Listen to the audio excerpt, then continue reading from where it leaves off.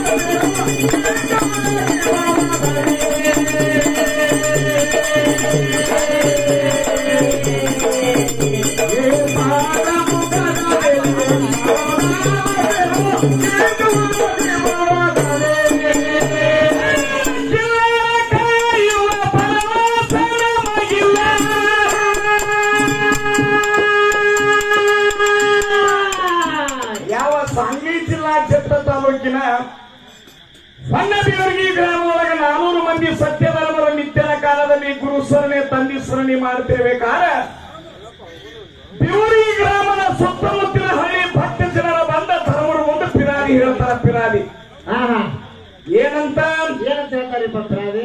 ಯಪ್ಪ, ನೀವು ಸುಖಿ ಇದ್ದ ಜಗಕ್ಕೆ ಸುಖಿ, ಮತ್ತ ನೀವೇ ಕೂತ ಭಕ್ತರ ಹೊಲವಾಗಿರ್ತಕ್ಕಂತ ದನಕರ ನಿಮ್ಮ ಕಿಲ್ಲಾರಗಳ ಮೈಯ ಕಟ್ಟಿದ್ರು ಅಂದ್ರೆ ನೀವು ಕೊಟ್ಟಂತ ಮಳಿ ಬೆಳಿ ಒಳಗ ನಾವು ಬದುಕೊಂಡು ಹೆಂಗಂತ ತಿಳ್ಕೊಂಡ ಏನ್ ಮಾಡಿದ್ರಿಪ್ಪ?